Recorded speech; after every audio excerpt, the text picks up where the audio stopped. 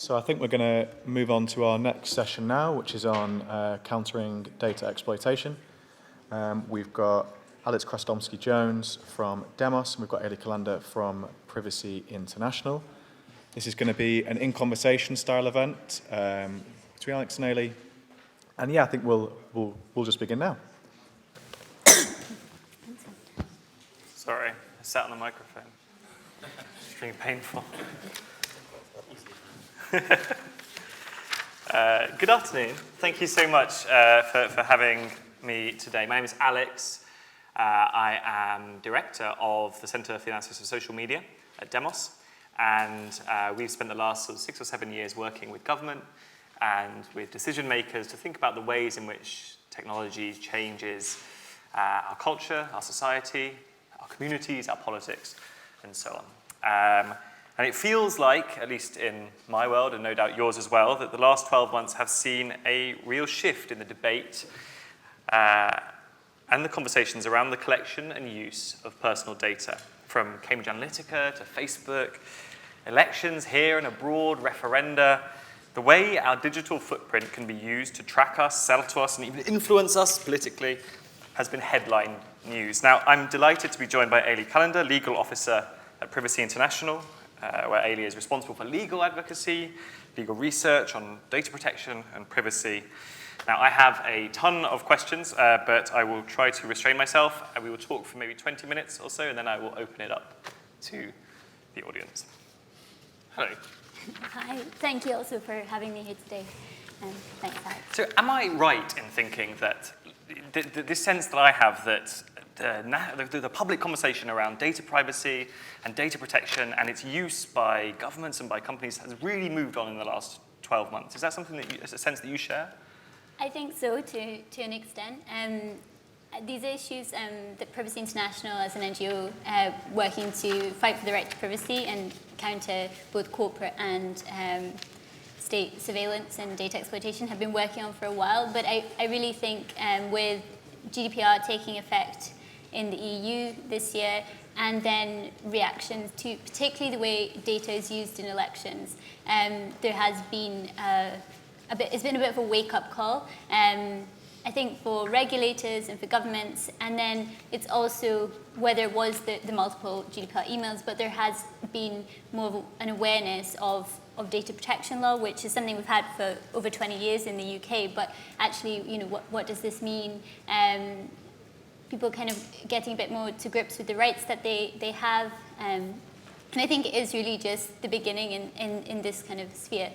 I mean, for example, in 2013, in terms of surveillance, I think the Snowden revelations were a big moment. And then I do think that the reporting and then the kind of fallout from Cambridge Analytica has been a big thing. I think it's also important to kind of look back on that and think, well, it's not really just about one company. It's a much bigger and more systemic question about how our data is used in day-to-day, and what is the online behavioral advertising system, how is data used in elections, and these are just many questions. And as more and more data is generated about us as we go about our day-to-day lives, there's going to be more questions, and we need to think about more solutions, and I think often taking that step back to try and to not just act without thinking about it.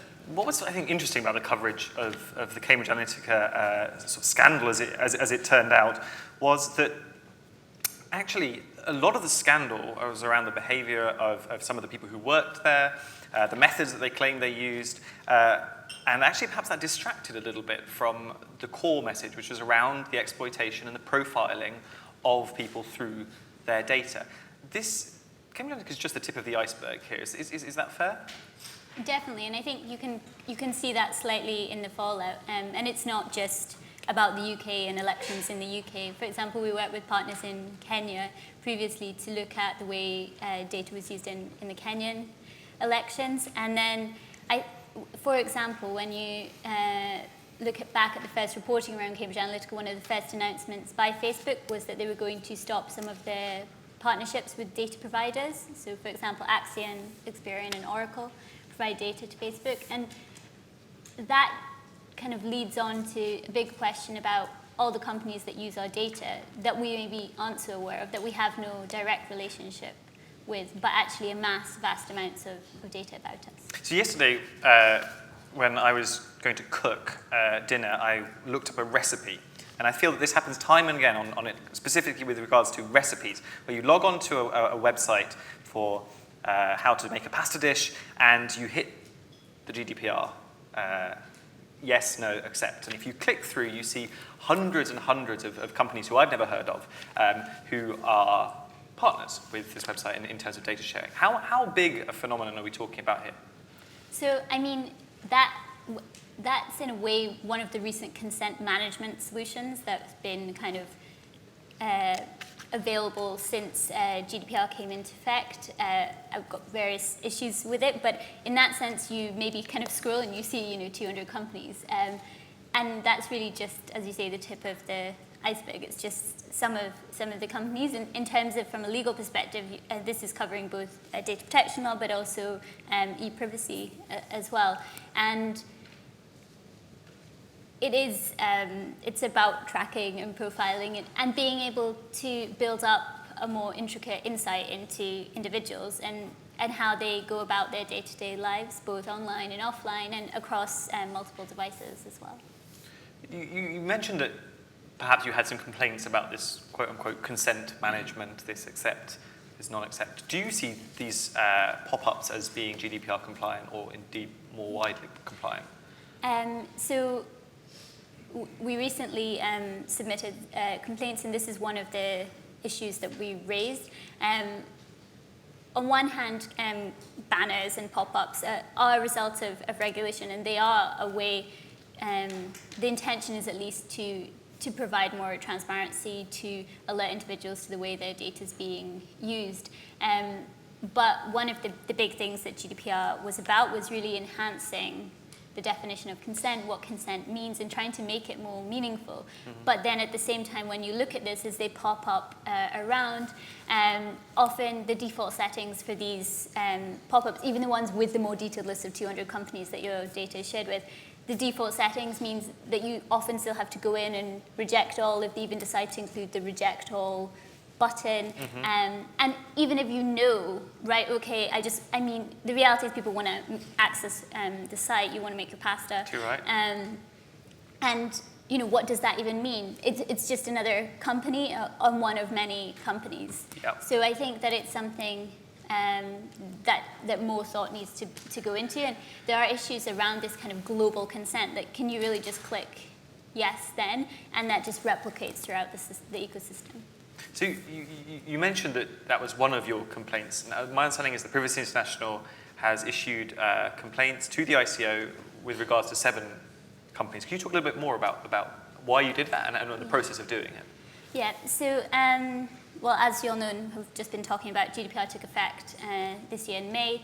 And, we really see that just as the beginning. In theory, GDPR should place more stringent obligations on companies, strengthen the rights of individuals, and kind of change a bit this kind of the power imbalance. But in practice, I think the real test of GDPR will be not just the implementation, but the enforcement. But it is really just the beginning. We're like 6 months on almost since it took effect. So what we wanted to do here was also place more scrutiny on these companies that aren't necessarily consumer-facing.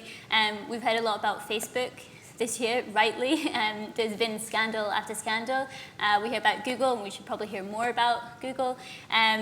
But there are big companies that have vast amounts of data that we don't hear about every day. And there have been reports in the past. The FTC in the US looked into data brokers. Civil society such as the Open Society Foundation and various other organizations have flagged them, and they have been flagged in work by regulators such as the ICO, but yet they continue to operate. And the business model of certain data brokers and some of the ad tech companies really is, in a way, the antithesis of what GDPR is about, in a way, because their very purpose is to amass vast amounts of data and repurpose it, which goes against the very principles of data protection. So we wanted to kind of focus scrutiny on some of these companies and call on regulators, now that they have these teeth, to consider using these teeth against these companies. So we submitted 7 complaints against 7 companies that are illustrative of the problems that we see. So against Axiom, which is a big consumer-facing, consumer marketing data broker, present in the UK but also elsewhere. Oracle, which has various facets to its business model as well. Then 2 credit reference agencies, Equifax and Experian. And then 3 ad tech companies. Quantcast, which is actually one of the ones responsible for a lot of these pop-ups that you'll see as you browse the internet. Criteo, which is a French company, and Tapad, which is owned by Telenor, the Norwegian big tele company, but specializes in cross-device tracking. So these complaints raised various issues, and what we found across the board with these companies were that these companies were falling short, but both in terms of having a legal basis for what they do, and also in terms of the principles in data protection law, both in terms of transparency, fairness, accuracy, purpose limitation, data minimization. All of these principles raised issues. And then there are the challenges in terms of individuals actually exercising their rights against these companies. And these companies are just illustrative of wider problems in these industries. So what we were doing there was when we sent them to the UK ICO, to the Irish Data Protection Commissioner, and also to CNIL in France, we're calling on them to investigate, but also to look into the wider industry. And actually in the UK, the ICO has already, so we're wanting to add to some of the work they'd already been doing on data brokers and credit reference agencies. So they've issued assessment notices against Equifax and Experian, and they've also they've also announced their intent to issue one against Axiom as well. So I think it's something that we're starting to see looked into more.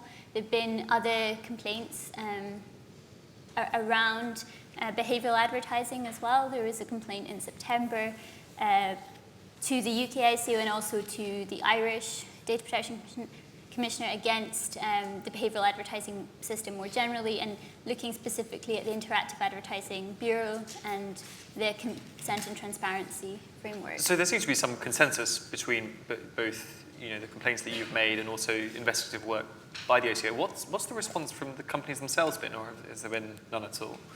So there's been limited response, but I think it really is just the beginning, and it does ask some bigger and wider questions. But I think it is interesting when you look at the ICO reports from this year. There was the 2 investigation reports and also the report Democracy Disrupted. And these are talking about data and political campaigning, but they do flag the role of data brokers and the online behavioral advertising system and the way that this can be used for political purposes, for example. So that has, I think, been part of the wake-up call, and that's where we get to these bigger questions of, are we happy with the way things are going here? And really, if you look at it, it seems to really fall short of what GDPR requires. So this data isn't just being used to sell us stuff? Well, I think that's where it needs further investigation. So it's already been clear that various data brokers have partnership with political parties. There's also evidence of the public sector using data brokers. So, for example, Big Brother Watch, another NGO, they did reporting, and then you can see from looking at public contracts that police use data brokers like Experian and to feed into, for example, risk assessment tools. So there is that wider question of how is the data being used, and it is questions of kind of profiling and ever more kind of granularity, but also this kind of, it's very hard to escape, when it's ever more targeted across devices as well.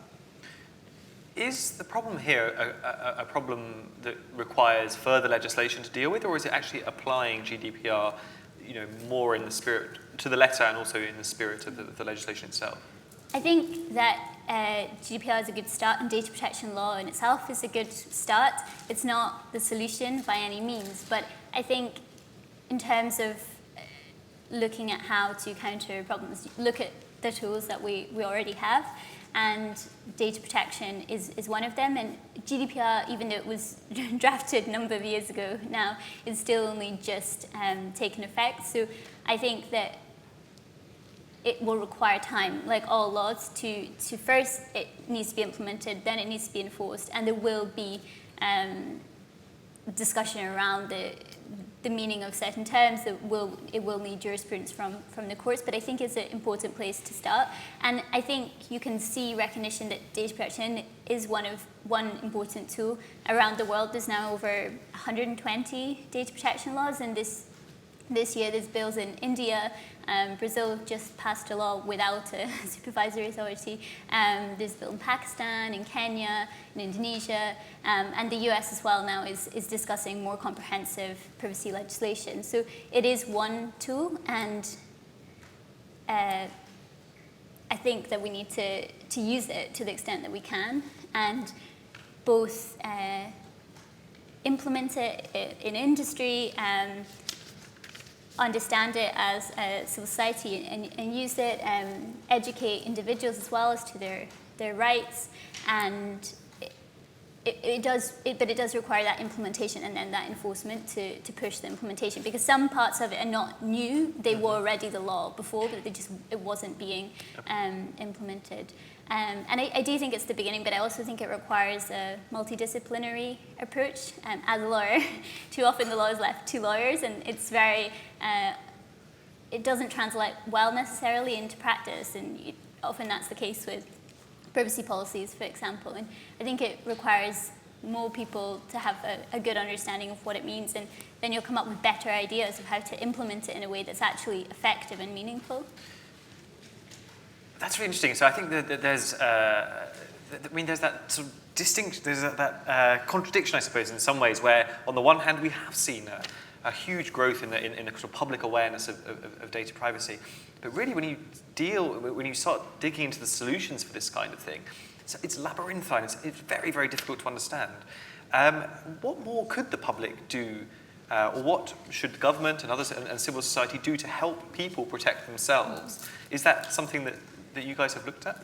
So I don't think that the onus of the burden should be on the individual. Mm-hmm. It should primarily be on whoever's got the data, whoever's controlling the data, and that's really where, and I think that the law does do that. It puts this accountability burden on those that choose to process data. So it is kind of multifaceted in the sense you have, so if you take the law, it then needs to be implemented in a way that makes it a reality. So what is data protection by design and by default in practice? How is that being implemented in practice in a way that is actually meaningful? And then also people's rights, how people made aware of their rights, and how do we facilitate people using their rights as well? So I think that regulators have a role there, but everyone, whether it's a company or a public authority, has a role to play. And I think another thing which is important is kind of collective redress as well, and the ability for civil society, for example, to take actions when there is a problem, when people's data is being exploited. And in that sense, it was disappointing in the UK with the passing of the UK data protection bill. There was an optional clause in GDPR which provided that NGOs could take cases. Mm-hmm. And this derogation was not implemented in the UK. It was implemented in certain countries, but in the UK there's just been a commitment to review it in 30 months from the passing of the bill. So I think that's something in the UK, at least, it's important to look to, because often, if we talk about GDPR needing time, if we talk about the need for court cases, well, who's going to bring the cases? The burden really shouldn't be on an individual, because often the systemic problems, and I think you can see it a bit with the data and election work, is it's very hard to know that it's impacting you as an individual, and then what do you do about it? And so I think that's something that needs more work. And then in terms of individuals' rights, there has been, I think it was just mentioned, the ICO did have its kind of Your Data Matters campaign to try and make its resources a bit more accessible to individuals, and they have some templates. But in terms of civil society, there's been certain tools developed. The Open Rights Group in the UK, they've developed a tool with Designs by IGF, a design company, to try and make it easier for people to exercise their rights. And in different countries, like in the Netherlands, there's been one, and there's also a guy in Switzerland that also has an access tool to try and kind of facilitate that. And actually, as part of these complaints that I mentioned, in tandem with that, we sought to make it slightly easier for individuals to ask these companies to delete their data on the basis that, I mean, if you don't think this company should have your data in the first place, it should at least be easy for you to ask them to delete it. And I think that certain companies probably have made an effort in the way that they facilitate individuals accessing their rights, but it is a long way to go. And particularly for bigger companies, there's just no excuse. I mean, yes, Facebook, for example, has download your data tool, but I mean, is that really all of your data? Sure. And also, I've downloaded my data, and even as a sort of quasi data scientist, it's hard work trying to process that. And is that really everything they have? I mean, and what about if you don't even have a Facebook account? Well, quite exactly. I do think this is super important. We last year or the year before, we commissioned a load of polling and did a load of focus group work in the UK and around Europe, looking precisely at the subject of fear and what was driving fear, particularly when it came to political solutions to that fear. We've seen over the past 3 or 4 years the rise of this sort of so-called populist movement in Europe, and we went there with a pretty open mind, but we were surprised as to how much of this fear that communities around Europe felt was rooted in tech, and specifically a sense of alienation from technology, a sense that they didn't really have any idea how, as individuals, they were supposed to interact with the government through technology, with the tech companies themselves, how they were supposed to achieve any kind of redress for things that went wrong as a result of services that they were using. It feels like we have an awful long way to go in trying to bring the most sort of digitally vulnerable people in this country and in the world more generally along with us with this kind of legislation. I mean, I think when you talk about the intersection between human rights and technology, it's really important to have this joined up approach in a sense. It shouldn't be just the data protection regulator, the ICO, looking at this. There's much bigger questions, and I think they've sought to work with the Electoral Commission on some of these issues. But it's wider, and I think that you can see that at EU level now as well. The certain regulators calling to work with other regulators, whether that's consumer protection, for example, and you can see that with consumer protection organizations as well, becoming much stronger in the digital sphere. And I think as well, it's not just consumer protection. It's not just about the right to privacy. It's about all of our civil and political rights. It's about all of our economic, social, and cultural rights as well. So it's in part awareness. It's in part capacity, but it's about that kind of understanding and then trying to think of solutions as well. Really good. Ailidh did remind me when I was trying to do this that I should time keep, but then I sat on the microphone and completely forgot. So how long do we have remaining? Anyone know? Okay, let's say it's 15 minutes. 10 minutes, perfect. So thank you very much, Ailidh. Do we have any questions for Ailidh? Yes, over here. And if we, in the spirit of the tweet board behind me, if we could try to keep our questions to 140 characters. 1, 2, 3. Yeah, okay, I'm back. I will try to do my best in the same spirit, Alex. That's already 140 characters. First of all, great conversation. First of all, Khaled Fatal, MLI Group, for the record. A lot of what you're talking about, we're heavily not only involved in, but addressing in greater depth, but on an international scale. And I was hoping to try and give a bit of refocus to this, to give it greater value. the topic here is countering data exploitation. It sounds to me like fixing the wheel at the shopping cart at the local Sainsbury's store. What if we were to change the narrative so that the public, who, as you both were talking about, should recognize the value and the concern or the consequence of all this? Let's change the narrative. Can we cut to a question? Is that okay? Yes, of course. Thanks, Here's the narrative. What if we were to say that democracy is under unprecedented threat? Okay. So for example, when we talk about Cambridge Analytica as an example, how many people in the audience know that Cambridge Analytica was directly involved in the direction of 2 African presidential elections? That's a threat to democracy. So I'll give that the context to you that perhaps the challenge to engaging the public about what really pertains to their welfare is to changing the narrative perhaps. And you can use the democracy under unprecedented threat because that's what we talk about as well. You have my permission. Absolutely. 2 more questions, please. Yes. Does Julian Cole's independent consultant, does GDPR adequately deal with AI, Internet of Things, and voice data? Very good question. Ailidh, so Yeah, no. maybe we can answer Julian's question first, and then we'll talk a little bit about data and democracy more broadly. Yeah, no, that would be great. So it's a good question. I think that GDPR has tried to do this to an extent, and that there are many principles and provisions of data protection law that you can take over. I think when you're to AI, you then have to think about what it is specifically talking about with AI, but you have these the provisions around automated decision making, but they have various loopholes and gaps in them. And so I think that's where it's interesting as well to look at data protection laws that are post-GDPR. So, what has Brazil done? What will India do? Not include that provision, for example. But data protection is not necessarily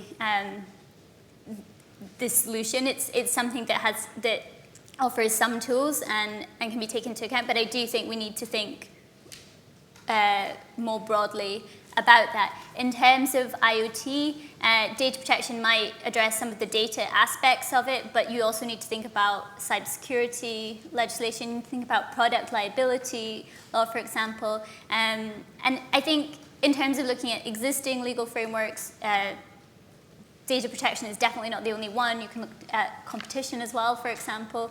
And data protection is very limited to personal data, and whatever the law defines as personal data at that time that the law is implemented in, that has expanded with the previous law, and I think that needs to be broad, but it doesn't necessarily offer solutions for kind of more group questions or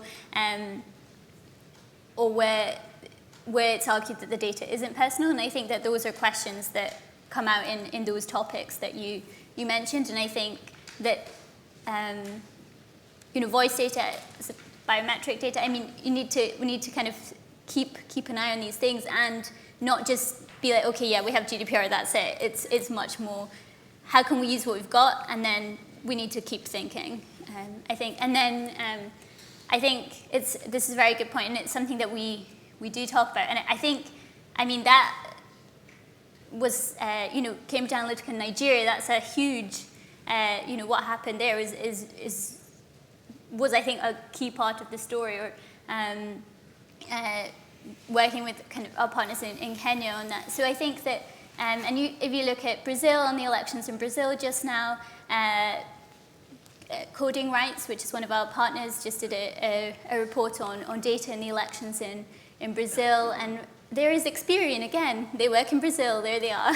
So I completely agree. It's I think I use too many UK examples because we're in the UK, but it is a much bigger question. And I think that's where, when authorities are talking about these issues, they need to do so in a joined up way. And I think the ICO has taken quite a lead on this in the EU, but it's also, I was at the Data Protection Privacy Commissioners Conference in Brussels a few weeks ago, and it was really something that all data protection authorities were speaking about. But it's not just a data protection topic, and it is broader than that. I think that it's something we need to continue to think about and break down as well, what the challenges are. And law is only ever as good as the rule of law. For example, if you're talking about law to hold to account, you need to think about having an independent authority to actually enforce the law, the courts to uphold the law as well. Really interesting. Let's take another round of questions. Yes. These ad tech companies. Sorry, the ad tech companies for Privacy International. Do you want to put them out of business? Yes or no? Okay, very good. And just to hear at the back.